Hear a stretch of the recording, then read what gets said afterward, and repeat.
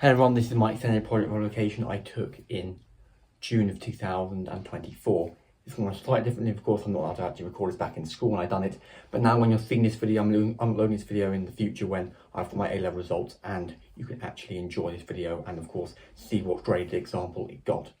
So let's get straight into the video. So my EPQ was on in what extent was the French more like during the French-Algerian War, and in this video I will be giving you the breakdown of the conflict, but also why I chose this EPQ topic specifically, the sources that I used, and anything else in between in content. So we're going to start straight in the video. So this is content. So we've got the colonisation lead up to the conflict. This is both right from the 1830s all the way up to just after the Second World War. Spark of the war, during the conflict, opening stages, the infamous Paris massacre and Ely massacres, and the end of the war and the aftermath. So first of all, a little bit about me. Well, what really got me inspired? Well, I've always had this interest in sort of the Cold War period of history. However, in GCSE, I found that we mainly stuck between that East and West ideological divide, but we forgot about the third period, imperialism and decolonial conflicts. And well, I found out that this war was actually really interesting to me, firstly because I also really like French history, the French Revolution, France's position of Free French and Vichy French force in the Second World War. So I've already got a good interest in the topic, and this was, as I learned, the most bloodiest war of the Cold War, which honestly not a lot of people know about. So I want to find out more about it. In terms of progression of my EPQ titles, once of course I got my topic covered, I did toss and turn around a few things in Project Q. French-Algerian War was chosen as a scale. This scale wasn't correlated to teaching for a start. Initial ideas and our titles were like, why was the French-Algerian War the biggest war before in Thailand, Africa and Stoll? That's my first title. My second title was then, in what way is France to blame for the French-Algerian War? However, of course, at the end of the day, I realised you would mainly do descriptive rather than analytical and evaluating responses, which is what you need, hence why I did it to what extent was France and more like to the French-Algerian War. I want to start my presentation actually with this quote, said by Labid Ben Mahedid, right in 1953, just before the conflict began, and it says, "It's hard to start a revolution, even hard to continue it, and hardest of all to win it, but it's only afterwards, when we have won, that the true difficulties begin. In short, Ali, there's still much to do." This quote was also said in the actual war, Battle of Algiers, in black and white actually. It's a very good film, I have seen it, which will come again in later my EPQ. But effectively, Algiers' political position was at this point totally ruined by the French. So, not a good start to try and justify why France wasn't in my right in the French-Algerian War, but bear with me. Colonisation lead up to the battle. So, as I do suggest there, since 1830, France had an interest in Algeria. They used it as basically an excuse. It's quite ironic the French stayed in Algeria for a whole 132 years actually, because the whole idea of colonising Algeria came from, in 1830, of course, the infamous July Revolution. It was basically to distract the poor and starving people of France who wanted more political representation to go, we'll colonise Algeria there, we'll send some troops there, they'll be too busy in there to think about revolutionaries in Paris, they'll colonise Algeria, screw us our coastal ports, won't need to worry about Britain, everything will be done and dusted. And indeed, by 1830, they did have the territory, and mainly the coastal ports, and then they realised that actually there was quite a lot of resources here, and quite a lot of people to assimilate into French culture. So in 1848, Algeria was fully incorporated into metropolitan France as an integral part of France, which is pretty interesting. I mean, if we look at other empires at the time, Portugal, Britain, India, Mozambique, they were part of the empire, but they weren't actually part of the country. But Algerians could have full, French citizenship. They were part of France. Algerian France was as much French as Normandy or Corsica. And by the 1890s, 1900, following the scramble for Africa, France might have easy claims to Algeria, and by the 1890s, 1900, like I just said, French was widely spoken. It was the predominant language used, and in schools, education, infrastructure, France was dominant. However, ultimately, the First World War and the Second World War had taken its toll. Algerians have served a lot in the First World War, contributing a lot of troop numbers to the Western Front. Second World War, particularly a lot of Free French forces formed in the Algeria, fighting against the Italians in Libya, of course, just on the border there. So it was time for the French to basically pay up and honour them for their commitments, and reaffirming those statements. Also, of course, sparked on by the fact that, also Burmese and Indian troops, again, like I said, for the British there, were also hoping to also get independence as well. So basically much of Africa and Southeast Asia, there was this euphoria to try and gain independence following the Second World War. Hence why those were the Algerian motives. Now we get onto the spark of the actual conflict itself. Another quote here to start us off with on the 1st of November 1954, as a response to a lot of unrest going on in Algeria, and of course that independence parade happened in 1945, where despite being one day after, 9th of May 1945, after the armistice was signed in Europe, some French soldiers did fire and kill some Algerian sort of pro-independence rallies that are coming about as a result of celebrating both victory in World War II and a call for independence. It says, "On ne va donc compromettre para l'Algérie de défendre la paix en dessous de la nationale, l'intérêt là où la République, les départements Algérie font part de la République française, ils sont français depuis long à le son, êtes-vous plus à la où la française and metropolitan et la pour de secession conceivable." Basically saying, translating to English, a secession of Algeria from France would be inconceivable. That could never happen. Algerians were French. There was, as far as they were concerned, no Algeria. I've already mentioned this. 102 people killed, mind you. And on the 1st of November 1954, a short FLN was formed, headed by Ben Bella and Laissez Farhat Abbas, who would be the future president and first prime minister of Algeria. The FLN stands for the Liberation Front National, National Liberation Front. It's a pan-Arabist movement. It's Algerian nationalism, Islamic nationalism, pan-Arabism. It's anti-imperialist. It wants to get the French out of Algeria, and this was the main paramilitary, fighting the French in Algeria. There were other smaller scale ones which actually had internal conflict among themselves, but in layman's terms, this is, in the Algerian War, it was France versus the FLN, the Algerians. So at the beginning of the war, it was on the early hours of the 1st 1954, the FLN attacked civilians and military personnel at the headquarters in Cairo, actually, and the FLN declared their independence from France, not the actual Algerian government themselves. This day became known as Torture, and within hours, France declared this illegitimate and declared an armed military confrontation in Algeria against the FLN. And again, Mohammed here, another Muslim, Algerian, restoration of Algerian state, sovereign, democratic, social, within the framework of the principles of Islam. Pan-Arabism was happening a lot, which we'll get into a little bit later in the EPQ. Then, of course, we find ourselves during the actual conflict itself until 1959, going up till here. So, at the opening of the conflict, following on the first attacks, the French sent numbers of extra troops to Algeria in the hundreds of thousands even. And the overall response was rather lacking. They only saw this as a minor uprising against French colonial rule, not to mention at the time they were also fighting an insurrection. Just coming to the end of an insurrection in French Indochina, which they started back on the 19th of December 1946. Meanwhile, Farhat Abbas, soon to be Prime Minister of Algeria, as I just mentioned, was dictating on a non-violent approach actually to gain independence. However, the FLN began attacks on government buildings, direct military intervention, and to resist the French by any means possible. Hence why the conflict began to estimate. Now, as we'll see here, there was not a lot of one-on-one battles. This was not like many other conflicts where you've got a lot of battles and lists of battles to remember. The Battle of Algiers and Battle of Philippeville, as I'll go into a second now, was the only real proper one-on-one engagements. The FLN mainly used terrorism and guerrilla-style tactics to attack the French and hit-and-run attacks. But on the 20th of August 1955, the FLN did attack the French army at Philippeville, but the FLN sustained as much high casualties as around 12,000, although that's only as the FLN claims, reputed sources to remember, quite 123 French. This became known as the Battle of Philippeville, and at that point there were over 500,000 French soldiers in Algeria. However, at this battle, that was the full brutality of the war starts to show, as the FLN were not there to actually necessarily attack French soldiers, but rather to target French civilians and any Muslims supporting France.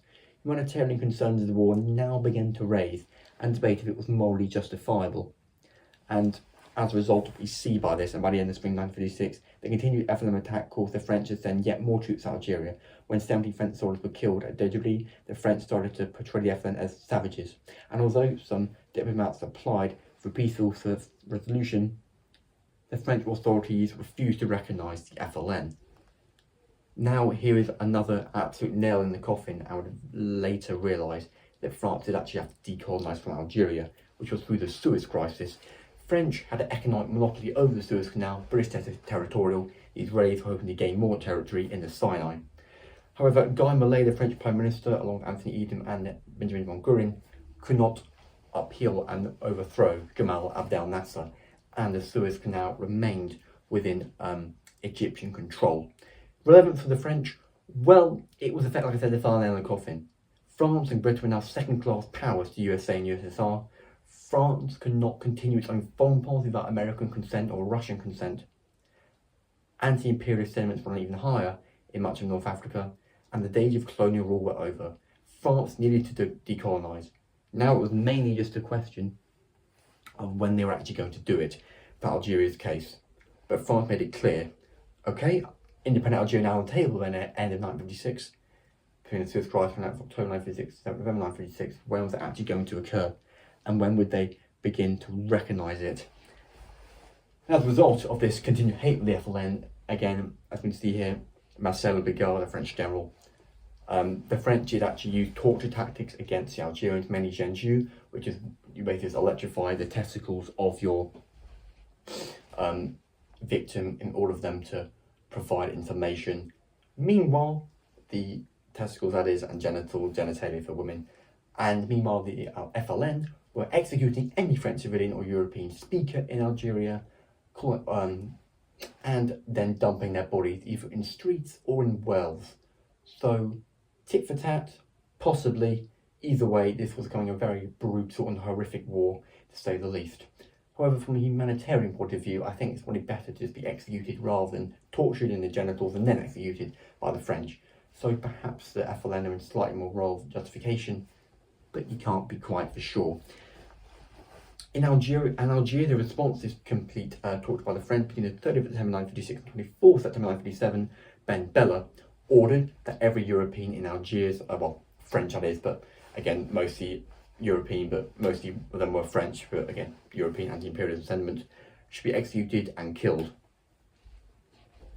between the ages of 18 and 54, although many Europeans, French people younger than that, were also killed, and many of the 4,000 casualties, mostly FLN, did occur in the infamous Battle of Algiers. And during the battle, French soldiers would attack civilian houses in search of FLN sympathisers, and again, any Algerian that did not provide information would likely be killed or imprisoned by the French forces. At this point, both sides wanted an unconditional surrender of the other side, which would be interesting to try and achieve. And then we go on to 1958. Quite frankly, I can make an entire EPQ about 1958 itself. It was the forgotten French Revolution. Effectively, Charles de Gaulle said it was enough was enough. It was time to use his great wit and excellence using the Free French force in the Second World War to make and revitalise France, install a Fifth Republic, and properly address this Algerian problem at the end of the conflict. Although, as we can see now, it did not get off to a good start in the Paris massacre, which was only actually officially recognised in the 2020s by Maurice Papon, the current French president. This fella, this is Maurice Papon. Emmanuel Macron is the current French president. I do apologise, that's completely Emmanuel Macron. This is Maurice Papon, sorry everyone, Maurice Papon, who ordered that the Paris massacre occur on the 17th of October 1961, who actually collaborated with the Nazis in the Second World War and was a fascist and anti-Islamic stirrer. He didn't like Muslims, didn't like Algerians. He wanted France to maintain its control over the territories. He saw them as a superior race. As a result, he ordered the execution of any Algerian who started protesting on the 7th of October 1961. They were effectively just campaigning and protesting against the conflict occurring. And at the time, they stated that only 2 died, but today it's known at least 200 were actually killed in the massacre.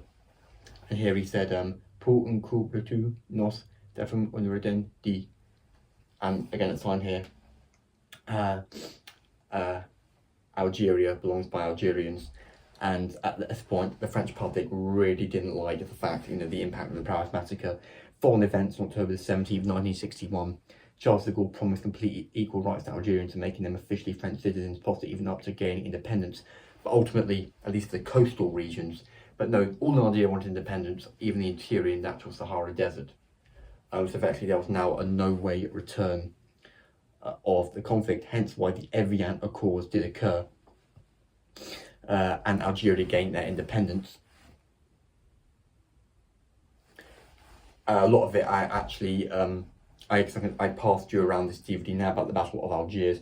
It's a very, very good film. I very highly recommend watching it. But effectively what you need to know about the Evian Accords is that they were made on the 18th of March 1962, in which they began agreeing that Algeria would become an independent nation by July. So then we come to the conclusion of the EPQ really, and we see yet another massacre on 26th of March 1962. Despite the war officially ending a week ago, in Ely, a group of pro-French controlled Algeria, also known as Pied Noir, supporters marched in support of continued French involvement in Algeria, and were fired upon by the French soldiers, and as much as 80 died. Following this, around 900,000 quote-unquote Pied Noir moved to southern France, but continued to face discrimination as a result of these actions, showing France was now effectively trying to forget the Algerian conflict entirely. And even Maurice Papon didn't properly serve justice. Even Emmanuel Macron, the current French president, agrees, as he didn't ever serve his full prison sentence and would die serving very minimal prison sentences, highlighting again that he effectively got away with that war crime, which many people justifiably strongly hate. A lot of history there, I said. There's a lot of history, I appreciate that. But conclusion. What conclusion can I draw to make this EPQ probably justifiable rather than a lot of historical facts? Well, in conclusion, in the short term and in terms of actual roots of the entire conflict, the French definitely were not in the moral right. The Algerians wanted their independence. They had proved they were worthy of independence. Many other African and Asian countries were gaining independence from European powers, and why should they continue being under French rule? They're being suppressed, treated as second-class citizens, and Muslims not given free rights, and females continued not being allowed to wear hijabs. However, in a more longer-term spectrum, perhaps if Algeria perhaps gained later independence, or the tactics of FLN were not utilised, perhaps it would have been a stance for the French to be in the moral right, because ultimately the FLN, following the Algerian War of Independence 1962, installed a far-right pan-Arabist sort of Gamal Abdel Nasser-based dictatorship. It was authoritarian, and it ultimately led to the Algerian Civil War in the 1990s by their regime, hinting that if France was actually in Algeria longer, ultimately that Algerian Civil War would not have happened. Again, you can dispute that statement, but if they were in there longer, perhaps it could be more diplomatically resolved, the Algerian conflict and Algerian independence, rather than it being achieved at the cost of 1,500,000 lives.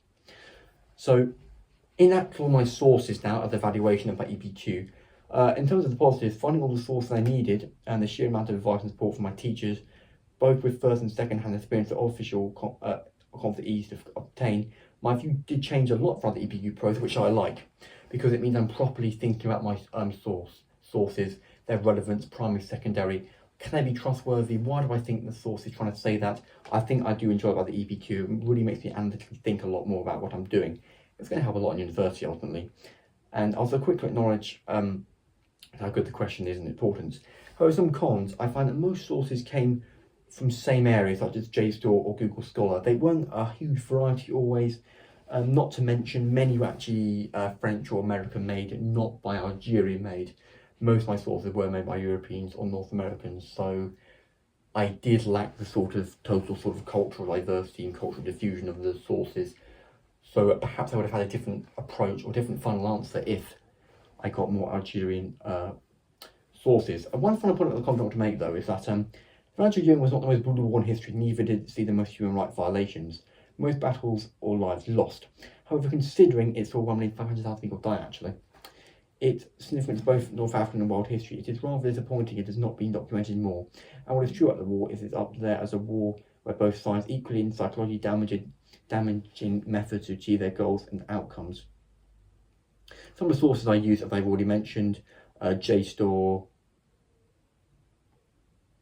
Google Scholar, France 24 News, Wikipedia, some books, and videos as well, which I found really useful myself. I made a video on the French-Algerian War, if that even counts as a source, but I thought I'd include that anyway. the Cold War YouTube channel, on the French Algerian War, and History Matters, Why is Algeria part of France? So thank you all for listening. One final point I would make is that my EPQ was divided into 4 mini questions of subsection, which I highly recommend you doing for you viewers currently watching. That was why France colonised Algeria in the first place, was the French Algerian War justifiable, French to France to justify starting the conflict, was the French Algerian War completely related to other historical conflicts, and the methods of torture be used justifiable. So method of torture used justifiable, was the French Algerian War completely related to other historical conflicts, did the Algerians deserve independence, and why did France colonise Algeria in the first place? Those are my 4 mini questions which I based my entire 5,000 word EPQ section on. Any questions? 2 questions I received. Question 1. What gave French moral justification to start the war? Well, I think if you want to look at why the French had a moral justification to start the conflict, I think it mainly comes from the fact that they saw French civilians being killed, and they were also pressured by Britain to show that they could actually protect their own people, hence why I think they had moral justification to go in, because they could show they could protect their own people, protect their own colonial interests. Not necessarily a moral right to do that, but governmentally they should be able to do that to strengthen their power. Second question, why did you choose this topic? Well, like I already said, I wanted to know more about French history. I know a lot of the French Revolution, Napoleon Bonaparte, the Second World War. I want to know more about the Cold War history of France. I feel like it's so often overlooked. The French, 1958 peaceful revolution, the Évènement Accords, the Paris massacre, they're so often overlooked. We need to get a better understanding of our past. We can truly understand the present. Why Algeria or Libya or any of, why a lot of these North African countries so politically in upheaval and conflict. We need to know about the history of these groups, people. If we know about why they happened and why the conflict in Algeria started, we can understand the future of it and better make understanding of it today. End of slideshow. Thank you all so much for watching my EPQ. Any questions, put it in the comment section down below, and good luck with yours. It's really worth it. I did really enjoy it. Thank you.